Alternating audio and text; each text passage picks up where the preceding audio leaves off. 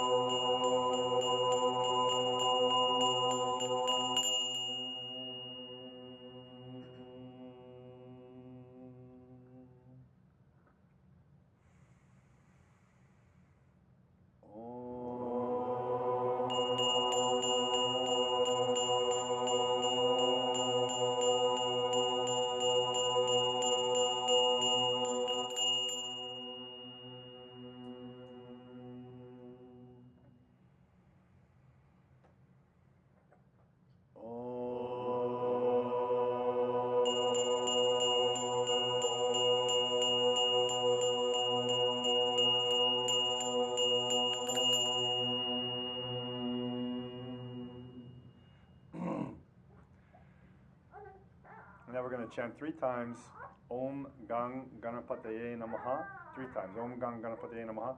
While we chant this, use this outer symbol of the sound to match an inner experience of letting go of all obstacles in your life. Everything you see as obscured or obstacle-laden that prevents you from experiencing the true joy and experience of your inner nature 24/7. Just let that all go with Om Gang Ganapataye Namaha. Om Gang Ganapataye Namaha. Om Gang Ganapataye Namaha. Om Gang Ganapataye Namaha. So still the lights are moving out, still the universe is opening up for you. And now we've removed all obstacles from our area of the universe here. And now we're going to actually invoke the Mother Goddess, the great Mother Goddess of wisdom in Tantra, the Mother Goddess Saraswati. The first chant we just did, the Om Gam Ganapataye Namaha, invoked Lord Ganesha, the remover of obstacles. You might have seen the elephant-headed iconographic version of him. And here is the Mother Goddess of pure wisdom, Mother Goddess Saraswati. And we're evoking her from within ourselves. So we imagine that at our tailbone we have roots that are going down into the earth, and through this light body that we have, a blue shaft of light is rising from your perineum all the way up, piercing all the chakras through the spinal channel, through the crown of the head. And this channel is going up, up, up, up, up above you, very, very, very high, and 1,000-petaled crystal white light lotus opens up. And then from the center of that lotus goes up another thin shoot, a stem even higher. Up, up, up, up, up, up, up. 1,000-petaled crystal white light lotus, larger than the one below, opens up, maybe 100 times larger. And from the center of that one, up, up, up, up, even higher, higher, higher. beyond what your imagination can think of. Just let it go so fast, break through any boundary. And another 1,000-petaled crystal white light lotus opens up 1,000 times larger than one below. Each one of those shafts of light, that's a petal, explodes into 1,000 more light petals, filling the universe, overflowing with purifying white light of Saraswati. And arising on top of that lotus is the Mother Goddess Saraswati. Seated in a lotus posture, she's holding the veena, a long neck string instrument representing your spine and the channel in there of energy. And the notes that come out are the different vibrations of the energies of being. And she holds in another hand a crystal prayer bead for counting her mantras. She holds in another hand a sacred text because she's the giver of wisdom. She smiles beneficently at you. She has a beautiful moonlight texture to her skin, and moonlight rays of nectar come off of her in an aura. They condense into small drops, and also milky white moon nectar comes out of her breasts. And from her breast and from her aura, these drops condense and flow over that first lotus she's sitting on down the stem, and flow over the second one down the stem, flow over the third one down the stem, and enter into your crown chakra, and fill all your chakras and energy channels, we call nadi, until you're full of this white light, and so much so that it starts radiating out from you now in all directions as well. And just connect to that benefic wisdom mother above us, smiling down, filling us with her essence as we chant Om Aing Saraswatyai Namaha 3 times. Om Aing Saraswatyai Namaha. Om Aing Saraswatyai Namaha. Om Aing Saraswatyai Namaha.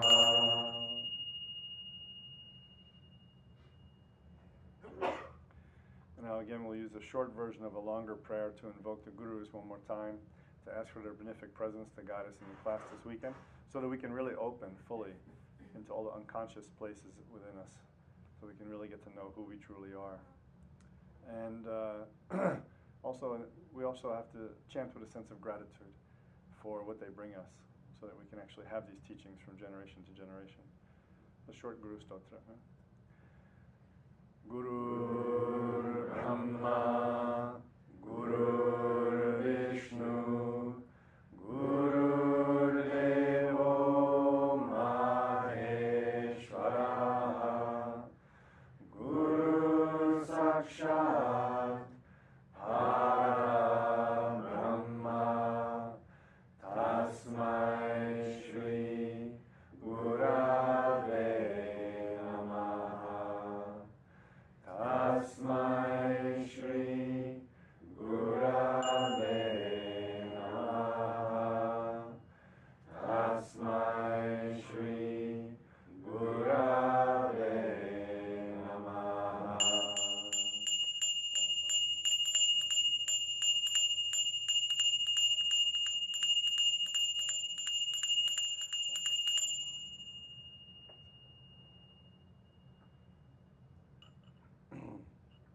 Okay, let's chant Teacher-Student Prayer, Call Response Form.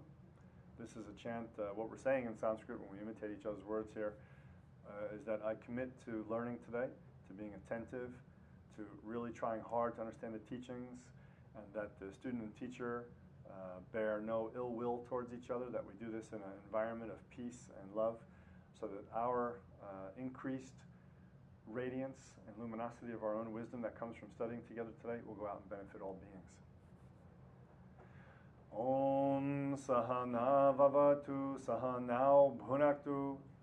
Om Sahana Vavatu Sahanao Bhunaktu. Saha Viryam Karavavahai. Saha Viryam Karavavahai. Tejasvina Varhitamastu. Tejasvina Varhitamastu. Ma Vidvishavahai. Ma Vidvishavahai. Om Shanti Shanti Shanti.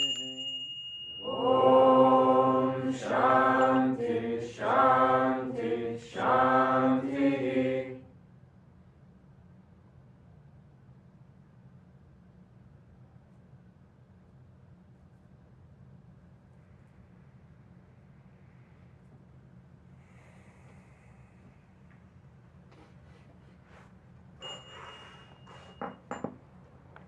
Okay, here we go. View training. Some new faces here, so I should introduce the view training to you. And the first thing, because it is a classical teaching, you know, it's open to the public, we're keeping it sort of relaxed. You know, if this was in India, we'd have to do a big puja first. You know what that is? A big ceremony, and then give the teaching. But one thing I like to do, I think that's very important, is we have to honor masters of other traditions or our own tradition if they're in our presence during a teaching. So like when we have a puja going on, a ceremony to the Shiva temple in the front here, if a teacher walks in who's a lineage holder, we have to stop that puja and we have to honor them and then we continue. So Tantra is a system that's very much based on the divine feminine. And today we have in the room a holder of a wisdom teaching of the divine feminine. And this is the original women's teachings, women's tradition, very powerful. And this may strike you as kind of funny if you've been attending classes here all the time and you think of wisdom traditions being just people in robes or people sitting up here like me giving lectures and then we do meditation. But the original wisdom traditions were very different than this. They were very much experiential, very little talk, very little text. So I'd like to acknowledge Bia in the room. And she's a midwife. So that's this wisdom tradition we're talking about is midwifery. Because that is an unbroken lineage transmission from way back at the very beginning. And this is the feminine wisdom tradition, very powerful. So we're happy to have her here. And her daughter. So now we're talking about view. This is a huge topic. This is so seminal to Tantra. We cannot really understand Tantra unless we have view teachings and view training. There's many ways to understand view. View acts like a guru in the absence of the guru. When your guru is not around, your view teachings will guide your path and help you understand how you practice, how you unfold, and so forth. And any teaching that is guiding you on the way is called a view teaching. Any teaching which guides. It's different than a teaching of a practice. So if we sat here right now and I gave meditation instructions, that's called method. If I sat here and told you what the end result of all this practice is going to be, that's called fruit. Ever hear those terms? So over the weekend here, if you're not used to Sanskrit, and I say something in Sanskrit because it's really my first language, and I'm not defining it, please tell me, hey, I don't know what that means, because that's okay to do. I really need to hear that, because it's unconscious for me a lot of times, unfortunately. So in the Tantric tradition, we have view, method, and fruit. This is a way of understanding and summarizing the whole path. So the view teachings are what we're going to receive this weekend. They're called pointing out instructions. Pointing out instructions. They point out the way, they point out the end result, they point out who we really are. Yeah? And the method, that is the practices that we do. The meditations to actualize the view. This is what we're looking at as a philosophy. This is these are the exercises which bring this philosophy into reality for us, to make it actually experiential. And the fruit is the result. So you know the Sanskrit words for these? What are they? Darshana. What's this? Huh? Upaya. Phala, Siddhi. Okay? So today we're looking at view mostly view. We'll talk about how view informs method. We'll talk about how view gives rise to fruit. You know, if in a tantric view, this thing we call Nondual Tantra that we practice, if we have a view that if we're a good person and we're saved by some god or person or something like that in a salvific type of mode, and we go to some heaven, it's quite possible that that's what happens to us. Our view and our method give us that fruit. But the tantric view of life is so wide, so vast, and so expansive that it encompasses all of those views and says that all of those are possible viewpoints within a larger view. Within an open-ended view that has no limitation, it's possible to have a salvific idea like a Christian, a Jew, or a Muslim. it's possible to have some idea of going back to the ancestors, like the Aboriginals in Australia, going back to your animal totem, and this would actually occur, and so on and so on. All the multiple ideas, the Hindu ideas, the Buddhist ideas, they're all there. The unique thing about view from this tradition, and all traditions have view of some sort, right? If I'm reading the Bible and my Baptist teacher is telling me that unless I'm saved, I go to hell forever, that's a view. That's a view for that tradition. But the unique thing about Kashmir Shaivism is that it doesn't consider itself an ism. It doesn't look on itself as an ism. It looks on itself as a yogic revelation. What do I mean by that? A long time ago, lots of ladies, lots of men spent lots of time alone. They spent lots of time alone meditating. Through these deep states of absorption, they became synchronized with greater cycles of time and energy and space. And once they became synchronized with those cycles, they became those cycles. And the knowledge that was this universe was revealed to them, that is this universe. And what they realized, the yogis brought back to us a tradition that we call Nondual Tantra. Nondual means that there's a cohesiveness and a oneness to this whole universe, that there's nothing that is separate. In this view, it is considered a partial viewpoint or limited knowledge to think of a God out there made me, and I have to work my way back to that God, just as a common view that we have in this country, common viewpoint. That's considered to be limited. It denies the essential oneness of everything. The yogis went beyond those viewpoints which were existent at that time when they were practicing, and they got past that and realized something called the Nondual, that everything is nothing but consciousness light. Consciousness light. Everything, nothing but consciousness light. Even the myriad gods and goddesses who make up those religions for other beings to follow are still part of this one sea of everything, and they too have to realize their own nature as one at some point.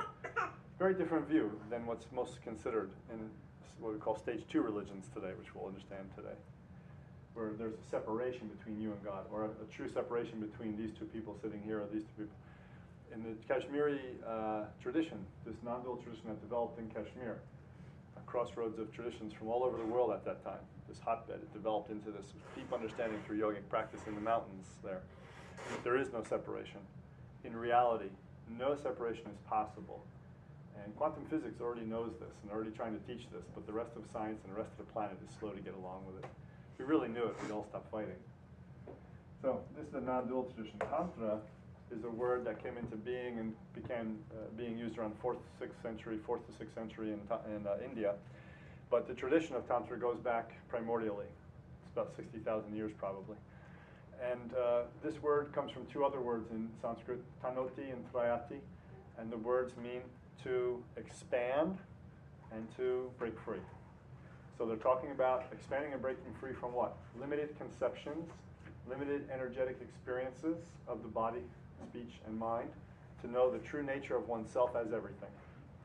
So Tantra was about breaking open all of these closed areas we have in our mind that make us see things in duality, subject, object. You and I are separate, we can never be one. We can, make love and try to feel that oneness when you hold your lover. Oh, I love you so much. I wish I could be inside you and eat you up, and this kind of idea. This in Tantra is seen as the primal desire that we have to be one with everything. Yeah, or like the baby takes everything and relates it to the mouth and tries to encompass it. Primal desire to be one. We have that innate desire. We know we're one with the universe. Then we sort of lose that idea somewhere along the track. Regaining it is what we call enlightenment. Regaining it is the path. So this greater circle that we could call non-dual reality is not an ism. And the masters who gave me this tradition from their masters, etc., really never named their schools by anything other than, Santa Monica High School. They didn't really name it like the ultimate, this is the greatest path, everyone else stinks or something, because they knew that this was such a large thing that it encompassed everything. This non-dual view allows for all the viewpoints that you can put as little dots within it. Everything is within there. Nothing is without. All these little points would be whole wisdom traditions. They would even see their own separate leanings within the wider tradition in Kashmir as points within this wider one as well. So this is a really different view. Am I making sense? Mm-hmm. Is this sensical? Yeah? I teach it so often, sometimes I forget to try to make it really sensical to beginners. So this is just in a way of giving a little bit of background. Otherwise, we don't really have a place to work from here. So one of the main things I want to stress, let me see your note pack. No place for that, notes for the opening remarks. So one of the main things I want to stress is this. If you're new to this tradition, and I see probably about 10 to 12 new people in the room, this is a tradition that is coming from human beings. This is a human awakened process. This is not a revealed scripture. I'm not teaching you anything as a revealed scripture that came from a deity, a god or a goddess somewhere. This experience of this tradition that's passed down from my masters through me to you is actually from yogic experimentation, from human beings who observed deep inside and found deep inside reflected in the outside and vice versa, that this is all one. And that's a significant point to raise right now, because we have to understand this is not a theism, basically. You understand? Everybody understand? It's yogic experimentation. Next thing I want to stress about view is this, this view teaching today. This view teaching is comprehensive. A lot of view teachings are particular about how we should practice, or what's the nature of time, or what is karma. This one is about the entire range of human potential, from birth to death, everything in between, with the possibility of full enlightenment, whatever that means, and we'll explore that over the weekend too. So what we're looking at here is the full range of the human experience. What is the full human creative potential really about? That's what this view teaching is about. And how do we actualize that? We need correct view to actualize that. If my view is a viewpoint, like one of the dots inside, the dot can't contain the whole. The whole can contain all the dots. But the viewpoints inside can't give me the whole picture. So all the world's great religions have a point, right? But because they are an ism and becomes from the view perspective, they are somewhere within the 12-stage view, not actually stage 12, which is the ultimate realization of that circle. They're going to represent some partial experience of the whole. And because of that, there will always be some kind of argument. There will always be some kind of fight. There will always be some kind of unrest in the world, as long as people adhere to one thing and think you should do it too. Because it's high, it's the best, my God is the greatest, you should have my God, all that kind of problem. This is something completely different I'm describing today. What I'm describing today is the essential journey a human being makes, whether they relate it to a god or goddess on the outside or not, doesn't matter.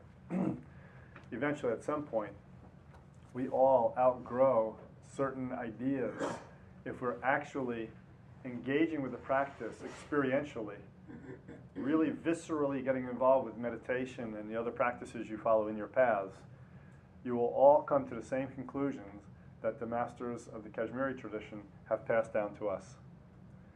And by the way, it's not just that in Kashmir where this developed, an identical 12-stage model was developed in China, the Taoists also.